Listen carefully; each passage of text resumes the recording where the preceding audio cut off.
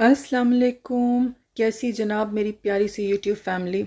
मैं दुआ गो हूँ कि अल्लाह सुब्हाना ताला आपके लिए हर काम को आसान, बेहतरीन और बेस्ट कर दे, और इंशाल्लाह आपको दुरूद शरीफ पढ़ने की ऐसी तौफीक मिले कि आपके लिए जो है वो आप कंपटीशन जो है वो सिर्फ आप खुद हों, हर दिन आपका पहले से बेहतरीन हो, और हर दिन आपके दुरूद शरीफ की तादाद भी जो है वो बढ़ती चली जाए इंशाल्लाह। आमीन सुम आमीन। अच्छा, जब कि मैं दुरूद शरीफ की मेरेकल स्टोरी शेयर कर रही होती हूँ तो एक बात जो काफ़ी लोगों ने मेरे साथ शेयर की वो ये थी कि वो उतना ज़्यादा जो है वो दुरूद शरीफ नहीं पढ़ पाते, या वो उतनी मोटिवेशन नहीं आ पाती। तो जनाब कहीं ना कहीं से तो हमने शुरू करना है, और जब आप सफ़र शुरू करते हैं तो आप पहली सीढ़ी से शुरू करते हैं। आप बिल्कुल परेशान ना हो अगर आपने दुरूद शरीफ आज पढ़ना शुरू किया है और आपने जो है वो फोकस किया हुआ है कि आपने एक सर्टन चीज़ के लिए दुआ मांगनी, आप पढ़ते रहें। इंशाल्लाह अल्लाह सुब्हाना ताला जो है हर गुज़रते दिन के साथ आपके दुरूद शरीफ पढ़ने का जो काउंट होगा उसको इंशाल्लाह अल्लाह सुब्हाना ताला जो है वो बढ़ाते चले जाएंगे। आपको जो है वो अपने जहन में ये बात रखनी है कि जब आप दुरूद शरीफ के सफ़र पे चल पड़ते हैं तो शैतान आपका खुला दुश्मन बन जाता है। फिर वो आपको हर तरीके से मायूस करने की कोशिश करेगा। आपको इतने डिफरेंट डिफरेंट ख़यालात आएंगे, आपको वसवसे सताएंगे।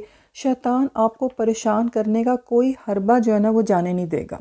और आपको वो बात याद रखनी है कि जब भी शैतान को बहकाना होता है तो वो अपनी चोंच आपके दिल पे रखता है, और फिर जो आपके वीक एरियाज़ होते हैं ना वो उनको टारगेट करके फिर उस तरफ से जो है ना वो चल के आता है वसवसे लेकर के ना, देखो ऐसे हो जाएगा वैसे हो जाएगा। आपको इतने इफ्स एंड बट्स और इतनी मायूसी वाली जो है ना वो ख्यालात आएंगे जहन में। लेकिन यहीं से जो है ना आपने ये सोचना है कि ये सिचुएशन जो है ना इसमें आपने अलार्म लगा लेना है कि नहीं, मैंने शैतान की बात नहीं सुननी। उस टाइम आपने बार बार दुरूद शरीफ को पढ़ के और अपने यकीन को जो है ना वो रिफ़्रेश करते रहना है, और ये सोचना है कि ये शैतान के वसवसे हैं, मेरा रब हर तरफ जो है वो मेरे लिए बेहतरियाँ रख के बैठा हुआ है, और मुझे उन बेहतरियों तक, उन भलाइयों तक पहुँचना है। इस सिचुएशन में जब आपको बहुत वसवसे आ रहे होंगे ना, जब आप सब्र करेंगे और जो है वो इस्तकामत के साथ खड़े रहेंगे और इन शैतानी वसावस को बिल्कुल अपनी राह में हायल नहीं होने देंगे, तो फिर आप देखेंगे कि यहाँ से आपकी कामयाबियों का, आपकी तरक्कियों का सफ़र जो है वो मज़ीद तेज़ तर होता चला जाएगा। आपको ये याद रखना है कि दुरूद शरीफ हम खुद नहीं पढ़ते। दुरूद शरीफ के लिए अल्लाह सुब्हाना ताला जो है वो हमें चुन लेते हैं, और तौफीक भी उसकी तरफ से ही आती है। फिर जितनी इस्तकामत से और जितने यकीन से हम रब सुब्हाना ताला की बात पर डटे रहते हैं कि उसने मेरे लिए बेहतरीन करना ही करना है, उतना ही ज़्यादा शिद्दत से फिर अल्लाह सुब्हाना ताला जो है वो आपके लिए बेहतरियाँ करता चला जाता है।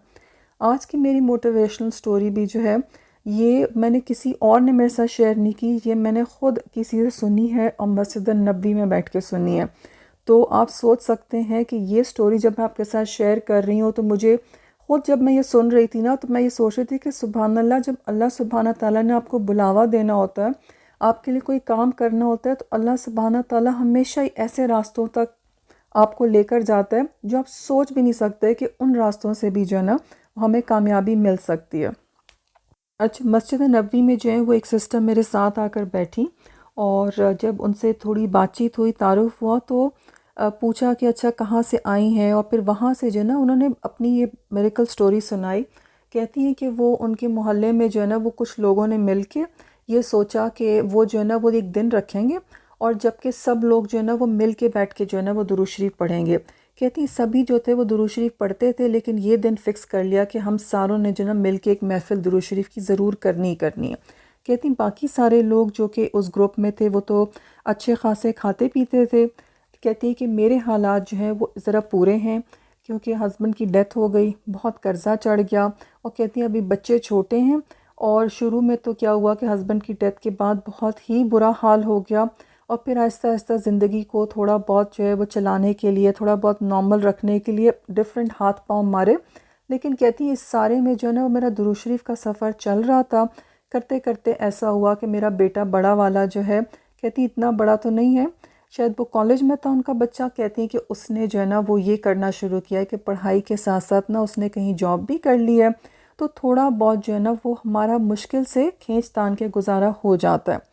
अच्छा, फिर कहती हैं कि ना ये दुरूद शरीफ वाले ग्रुप में जो है, चूँकि हमारा मेन टारगेट ये था कि हम मिल रहे हैं تو کوئی اسٹیٹس کسی دوسرے اسٹیٹس کو نہیں مل رہا تھا.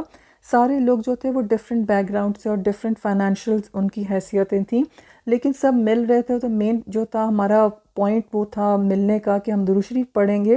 تو سبھی ایک دوسرے سے بہت اچھے سے اور بہت محبت سے ملتے تھے.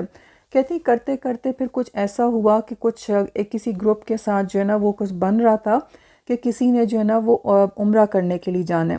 کہتی بس ہمارے گروپ میں یہ ڈیسائیڈ ہو گیا کہ ہم سارے جو ہے نا وہ درود شریف کی اتنی تعداد فنش کریں گے، اور جب یہ والا ٹارگٹ جو انہوں نے سوچا ہوا تھا کہ اتنا درود شریف پڑھیں گے تو اس کے بعد ہم سارے جو ہے نا وہ اپنی اپنی حیثیت کے مطابق پیسے ڈالیں گے، اور کسی ایک بندے کو ہم اپنے گروپ میں جو ہے نا وہ بھیجیں گے کہ وہ عمرہ کر آئے.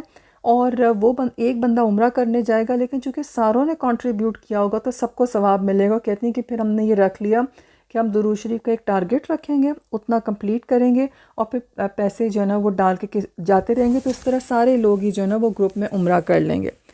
کہتی ہیں کہ بس درود شریف ہم پڑھتے رہے اور پیسے ڈلتے رہے. کہتی ہیں ہم شور کے خواہش تو جو ہے وہ سب کی ہوگی.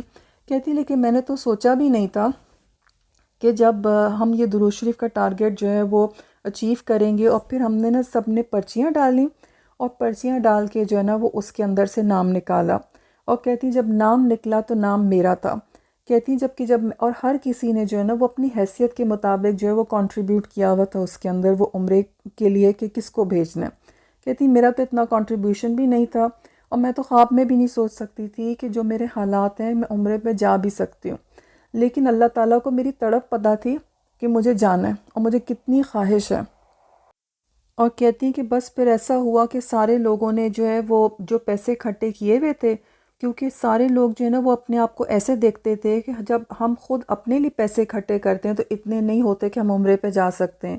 تو یہ گروپ میں ایک اجتماعی سوچ تھی کہ ہم سارے جو ہیں وہ پیسے ڈالیں گے اور ایک بندے کو بھیج دیں گے، اور اس طرح کرتے کرتے ہم سارے جو ہے نا وہ ایک دوسرے کے لیے اسی طرح جمع کر کے سب کو جو ہے نا وہ عمرے پہ بھیج سکتے ہوں گے. کہتی ہیں دیکھو میں یہاں مسجد نبوی میں بیٹھی ہوں اور مجھے یقین نہیں آ رہا کہ کیسے اللہ نے میرا انتظام کیا اور کیسے میرا اللہ مجھے لے کر آ گیا.